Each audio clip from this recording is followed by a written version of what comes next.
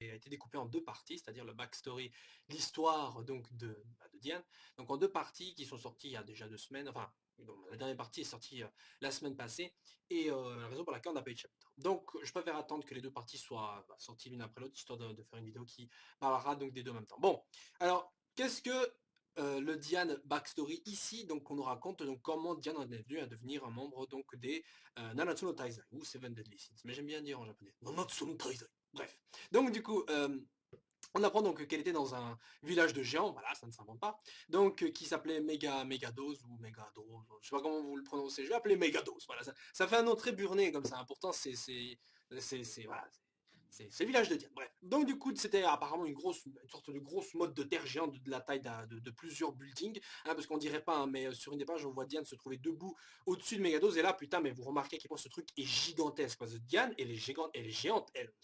Enfin, bon, c'est vrai que c'est une géante, mais je veux dire, en soi, voilà, elle a une très grande taille, ça on le sait tous, mais qu'on la voit en perspective euh, à Megados lui-même, enfin le village lui-même, je veux dire, là, putain, mais ce village est vraiment géant, d'ailleurs, c'est étonnant que ce truc arrive à tenir debout comme ça. Donc, du coup, on apprend qu'elle était donc une sorte de disciple donc d'une autre géante, une guerrière, qui s'appelle donc Matrona. Matrona, d'ailleurs, est également le nom qu'a utilisé Diane durant le tournoi donc à Basel. Hein, donc pour ceux qui se rappellent. Et donc j'imagine que c'était un petit foreshadowing, mais je sentais que ce nom Matrona, c'était, il y avait un truc derrière ce nom. C'est pas n'importe lequel nom. Par exemple, Meliodas, et Bans, on leur a donné un vieux nom pourri. Diana, on aurait pu faire pareil, mais non, on lui a donné Matrona. Et à ce moment-là, je me suis dit Matrona, je suis sûr que c'est quelque chose, c'est le nom de sa mère, un truc dans le genre. Donc on apprend qu'en gros, elle et une autre gente qui est un peu chubby, on va dire, qui s'appelle Margaret, si je me souviens bien. Donc étaient donc deux guerrières qui louaient leur service donc à différents humains. Donc un peu les géants, ils s'en foutent un peu, tout ce qu'ils veulent, c'est la baston, voilà, c'est des géants, donc les géants, les barbares, on les associe un peu en même temps.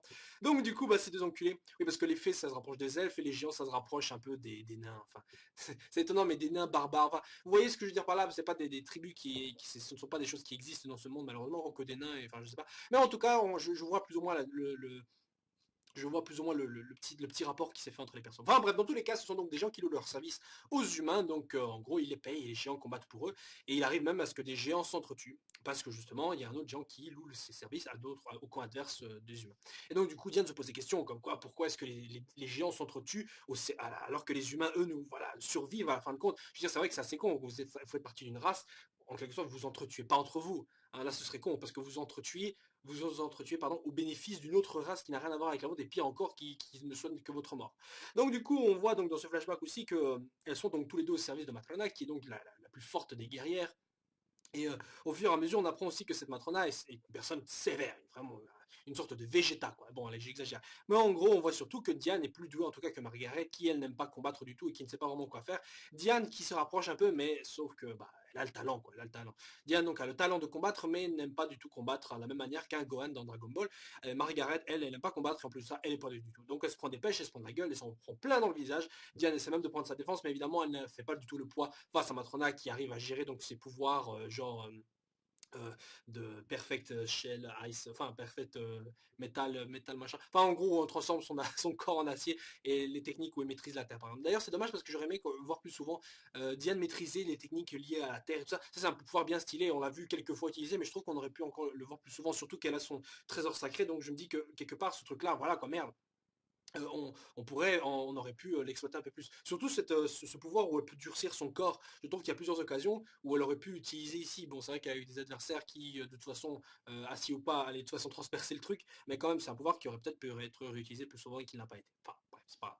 Donc, dans la suite de ce flashback, on découvre aussi que Diane était apparemment la fille d'un des plus grands guerriers, donc du plus grand guerrier qui a jamais existé, donc des géants, et qu'en elle sommeille donc le potentiel d'être bien plus fort, par exemple, que ses aînés. Donc, du coup, je me dis que là, on a donc la piste qui nous mène au Power-Up donc de Diane, qui a un talent fou, une sorte de potentiel qu'elle n'exploite pas pour une raison ou une autre. Et la raison pour laquelle je pense qu'elle ne l'exploite pas, c'est tout simplement parce que justement, elle n'aime pas tellement combattre. Elle n'est pas à fond dans la fight. À chaque fois qu'elle combat, elle combat en général en dépit et surtout parce qu'elle elle est forcée de le faire. Mais on n'a jamais vraiment combattu avec la haine et la rage que devraient peut-être avoir les géants. Et c'est peut-être de là d'où les géants tirent leur force, c'est de la colère, de l'ambition, de la détermination. Enfin, vous voyez ce que je veux dire? C'est peut-être pour ça, parce que sinon, alors ce serait il faudrait juste alors un entraînement pour Diane pour qu'elle ait son petit power-up. Et de toute façon, on est dans la période où justement les Taizai doivent avoir leur power-up pour combattre correctement les 10 commandements et même les autres adversaires qui vont arriver. D'ailleurs, si je me rappelle bien, Nakaba Sensei, donc l'auteur de Natsuno Taizai, le mangaka, avait annoncé qu'il y aurait apparemment dans le manga normalement trois grands arcs.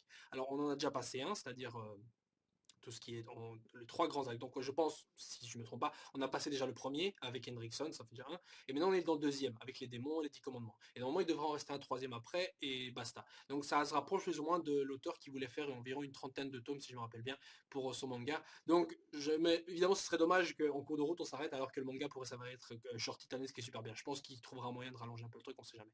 Mais bon, du coup, donc le flashback continue et au cours d'un moment, Diane donc s'enfuit un peu parce qu'elle en a un peu marre et après avoir entendu ces discussions où justement Matrona justement qui au moment doit se charger, à premier ses parents de se charger donc, de Diane et après avoir entendu ces discussions, elle se casse justement parce qu'elle en a un peu marre de ces vies de géant et préfère vivre une vie à l'extérieur sans guerre, sans fight. Enfin, en gros, elle peut vivre une vie un peu de nana comme celle que peuvent avoir beaucoup d'humains. Et sur le chemin, d'ailleurs, il croise des petits brigands, des petits enculés qui, évidemment, à cause de son statut géant, la font un peu chier. Évidemment, ce n'est rien pour Diane, mais à ce moment-là, justement, intervient Meliodas, qui, malgré le fait que, enfin, malgré le fait que celui-ci sache pertinemment, mais vraiment pertinemment, que Diane peut se défendre, la défend quand même. Donc du coup, Diane est un peu genre, oh, il a quand même défendu, nanani. Enfin bref, je ne vais pas vous raconter la suite, ça a déjà été montré plusieurs fois d'ailleurs au cours du manga. Donc là encore, on rejoint un peu ce qui nous a déjà été montré dans le manga, je trouve ça bien parce que ça fait un lien. Et j'aime bien ce truc-là, ça me donne un air de genre, l'auteur il a tout prévu quoi. Alors qu'en soi, il a peut-être pas forcément pas tout prévu, mais il a fait en tout cas une connexion. Et donc c'est comme ça que justement, Diane a rencontré Meliodas. D'ailleurs, on n'apprend pas en fait en réalité pourquoi Diane aime vraiment Meliodas. En réalité, elle s'est imaginé des choses que Meliodas n'a jamais faites. Et en réalité, les sentiments qu'elle éprouve envers Meliodas sont en réalité les sentiments qu'elle éprouve pour King, mais en l'absence de King dans sa mémoire, tous ces sentiments se sont justement été projetés sur Meliodas. C'est-à-dire que Diane n'a jamais été attirée par Meliodas, mais jamais. En réalité, il a toujours aimé seulement King et King seulement. Et ça c'est triste de voir ça parce que justement, elle a tout un amour qui est encore là malgré le fait que ses sentiments, enfin malgré le fait que sa mémoire donc, est disparue.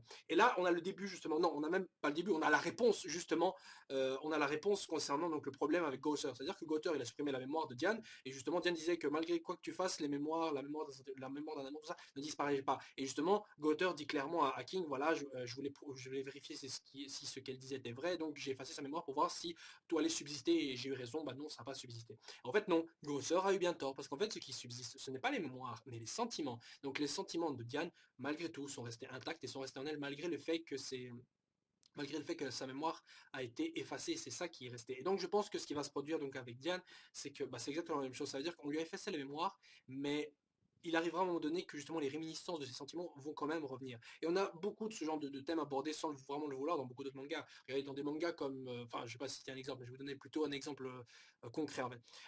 Donc imaginez dans beaucoup de mangas vous avez ce personnage qui a la mémoire effacée ou qui ne se souvient plus grand chose, et il se passe à un moment donné où par exemple un personnage qui lui est cher meurt devant lui, ou se blesser, ou même lui-même est en train de la buter, je sais pas.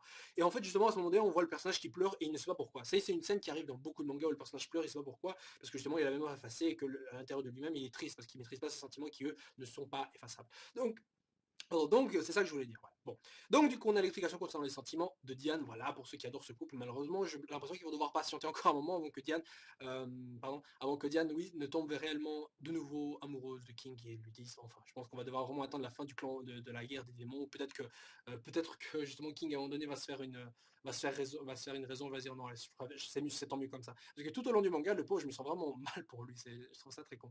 Bref, durant d'ailleurs donc ce Gaiden, enfin durant donc ces petites backstory, on entend vite fait parler de Elbran, hein, comme quoi un exemple donc une fée qui est devenue trop copain avec les humains qui au final s'est fait baiser et qui actuellement à ce moment dans la timeline donc de l'histoire justement était encore en train de massacrer des gens, donc King l'avait pas encore arrêté.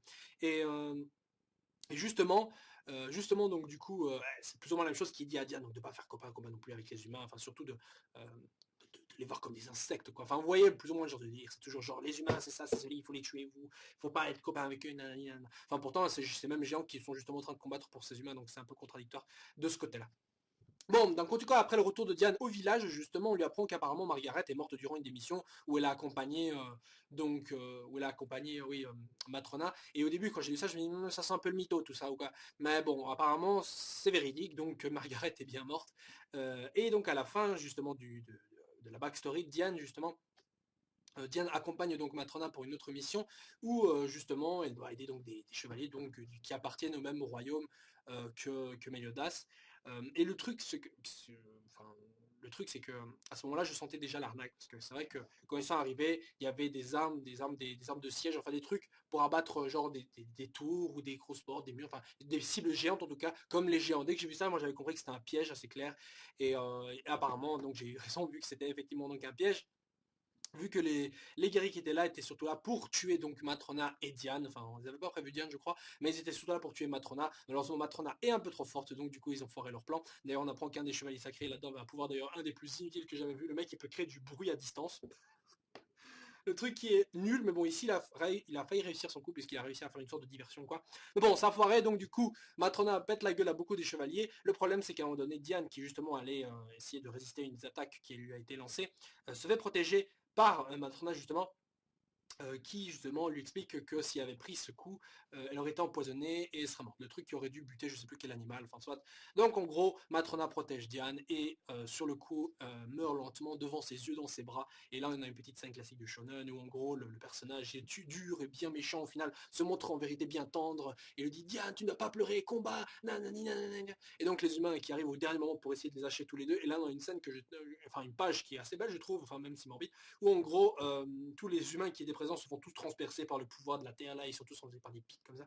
Et j'aurais été vraiment satisfait si cette scène, mais je vous jure, j'aurais vraiment aimé, mais vraiment, et quand je dis vraiment, c'est vraiment, mais j'aurais vraiment aimé que cette scène, enfin que ce massacre, j'aurais vraiment aimé que tout ça ait été fait par Diane. C'est-à-dire que la mort de tous ces chevaliers-là a été causée par Matrona. C'est pas Diane qui s'est sauvée elle-même. Justement, Diane était en train de chialer et justement Matrona lui dit même ouais, non mais pourquoi tu pleures? C'est parce que tu as failli mourir encore, tu fais pas attention. Enfin bref, jusqu'au bout, elle lui donne des leçons quoi. Mais j'aurais aimé que tous ces chevaliers sur cette page où on voit juste l'ombre des chevaliers qui sont transpercés, j'aurais aimé que tout ça soit de l'œuvre de Diane. Ça aurait été génial. Pourquoi? Parce qu'au final, cette backstory n'est pas si géniale que ça, en fait. Parce qu'on apprend encore une fois que donc on a un Taizai qui a n'a pas commis de crime, en fait. Parce qu'au final, les chevaliers sacrés, justement, pour un peu cacher leurs échecs, ont accusé Diane d'avoir envié la force de Matrona, l'avoir tué elle, avoir tué donc Matrona, et en plus de ça, avoir tué au passage quelques chevaliers sacrés. Donc du coup, Diane, en fin de compte, n'a vraiment rien fait. Et eux-mêmes et même le péché qui lui est assigné n'a rien à voir. Encore Ban, par exemple, je peux comprendre, parce que lui, il voulait tout voler, il voulait voler la fontaine, et après il a décidé de plus le voler, mais c'était dans son esprit de voleur, il voulait même voler le cœur de Hélène, ça, mais ça restait un peu dans le truc. Par exemple, King, par exemple, lui, il avait un signe, mais ça c'était vraiment un crime pour lui, parce que même si c'était pas vraiment sa faute, c'était quand même lié par sa paresse, la paresse de ne pas avoir agi à temps pour arrêter les membres de son clan, et justement avoir entraîné la mort de plusieurs humains, et même de fées, carrément, au passage. Et Diane, du coup, en fait, elle a vraiment rien fait. Même son péché de envier la force, envier. Non, elle enviait pas grand chose. En fait, la seule chose qui est véritablement, c'est vrai qu'elle enviait, c'était la vie que menaient d'autres personnes qui vivaient en paix techniquement.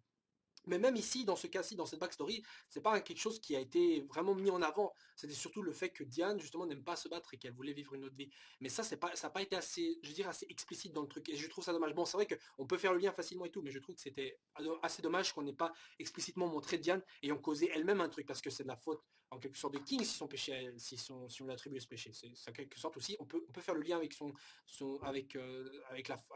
inactivité. Avec Ban, par contre, c'est un peu différent, parce que là, il a été accusé à tort, c'est vrai, mais quelque part, voilà, on l'a quand même accusé parce qu'il était le seul présent et le mec de toute façon il a jamais vraiment expliqué pourquoi c'était pas sa faute. Enfin, je veux dire, le mec il était un peu con parce qu'à aucun moment les Sins qui sont accusés ne se défendent eux-mêmes, parce que eux-mêmes se trouvent justement coupables. Ban se trouve coupable de ne pas avoir été assez fort, ou je sais pas. Dans un genre, King justement se trouve justement assez faible, donc du coup, et qu'il a été un ami exécrable, et donc quelque part c'est aussi sa faute donc de ne pas avoir agi à temps. Diane ici, je vois pas pourquoi elle pourrait se reprocher. Bon, c'est vrai que, enfin, je veux dire, elle n'aurait pas pu prévoir que la lance, enfin, je crois que c'est ça, une lance empoisonnée qui lui était destinée, était justement empoisonnée. Elle n'aurait pas pu prévoir ça. Je vois pas pourquoi elle pourrait s'en vouloir de ce côté-là. Donc, je trouve ça un peu bizarre parce que je sens qu'il y a un truc qui a été un peu rushé. Enfin, je trouve que d'ailleurs cette backstory qui était un peu plus longue que les autres, malheureusement, bah justement, j'aurais préféré qu'elle soit, qu'il y ait des trucs, j'ai l'impression qu'il manque des trucs ou que la fin était un peu accélérée. Enfin, je sais pas, mais en tout cas, des trois backstory, encore une fois, King tout au-dessus, deuxième ban, et maintenant on a Diane que je mets en troisième position. Parce que bon, de toute façon, il y a que ces trois-là. Mais j'attends de voir donc les suivants. J'imagine que la prochaine backstory qu'on aura, ce sera certainement lié à Gauter. Et puis on aura celle de Merlin. J'imagine après, on aura celle d'Escanor. Et enfin, on aura, j'imagine, celle de Meliodas. Hein, parce qu'on essaie de raconter les backstories un peu dans cet ordre-là, j'imagine, parce que parler un peu de Merlin avant Gunther, ce sera un peu bizarre, puisque j'ai l'impression que Gunther et Merlin sont liés, et que Gunther a été trouvé d'abord par Merlin. Enfin, soit. dans tous les cas. C'est pas très important. Donc la backstory se termine là-dessus, où Diane donc, se fait donc condamner, et au final, on a donc Meliodas qui, avant justement qu'on l'exécute, dit qu'apparemment, selon l'ordre de Bartra, donc le roi du royaume de Léonesse, apparemment, on va dire, gracie un peu la vie, enfin, décide d'épargner la vie donc, de Diane en échange de l'intégrer donc dans les membres, dans les Seven Deadly Sins. Et là, je me demande un truc. C'est comment ça se fait que le roi, il arrive à décider comme ça d'un coup qui il faut sauver et qui il faut pas sauver. Il a fait pareil avec King, il a fait pareil avec Ban. Mais comment il peut savoir quels sont les bons types à recruter? Parce qu'en soi, on les accuse d'un tel crime, quoi. Le Bartra, il peut pas forcément savoir s'ils ont vraiment fait ou pas. Donc, à mon avis, ce que je pense, c'est que Bartra a une vision, vu qu'il a le pouvoir d'avoir des visions, de voir le futur. Il a eu une vision que cet grand chevalier allait apparemment sauver le royaume, un truc comme ça, et il a peut-être vu la gueule des personnages, ou alors a eu des visions, ouais, c'est un géant, c'est un géant, c'est un elfe, voilà. Enfin, un elfe, pardon, une fée, un géant, une fée, une sorcière, enfin, voilà, comprenez. Et j'imagine que donc il a expliqué à Meliodas que ses futurs compagnons seront telle ou telle personne, et donc il les a envoyés les chercher. Parce que, encore une fois, par exemple, les trésors sacrés, c'est les trésors qui ont été confiés de Bartra, justement, aux des Seven Deadly Sins. Et comment voulez-vous, putain, prévoir dans le pouvoir d'une épée, d'une lance, de tel truc, que cette arme sera super bien en liaison, par exemple, avec le Sins attribué. Par exemple, comment voulez-vous savoir avoir prévu de créer une boule de cristal? Parce que j'imagine que ces artefacts n'ont pas été créés comme ça facilement, parce que sinon on pourrait en créer plein et les distribuer à plein de chevaliers dans le royaume, enfin dans le royaume de Léonesse, surtout que là on les file à des anciens criminels et encore. Donc je pense que ces armes ont été prévues, ont été créées depuis un moment et justement il a été prévu de les donner aux Sins, mais avant même que ceci peut-être n'ait été intégré dans les Taizai. Je ne sais pas si vous voyez ce que je veux dire, parce que comment voulez-vous prévoir par exemple que l'épée par exemple de Meliodas soit un pouvoir très intéressant? Parce que c'est un pouvoir qui a en fait un peu à chier chez les autres. Hein. Vous créez des clones qui sont moins forts que vous, donc qui servent à rien. Mais pour justement Meliodas, c'est un pouvoir super utile, vu que ça permet d'utiliser au full potentiel son pouvoir, le full counter. Comment voulez-vous donner par exemple à King, par exemple, le chasse des fioles, alors qu'en fait, chasse des fioles, c'est une lance qui a été créée à partir en plus de l'arbre sacré des fées, et vous la donnez même au roi des fées. C'est un peu, c'est un peu trop cool, enfin, c'est un peu trop facile. Je veux dire, le mec, il n'avait pas prévu qu'une fée allait intégrer, je veux dire, les mondes de Taizai. Non, je veux dire, soyons un peu réalistes. Donc je pense qu'il y a un petit côté, genre le roi, il a un peu vu, il a eu un petit foreshadowing sur ce côté. Bon, bref, donc comme je le disais, ce Gaiden se termine là-dessus, et je suis en tout cas un peu déçu, comme je l'ai dit, donc de ce Gaiden. Je ne sais pas ce que vous en pensez personnellement, mais moi j'ai été un peu déçu. Maintenant, bon, je dis pas que c'est de la merde, parce que franchement j'aime bien aussi l'histoire de Diane.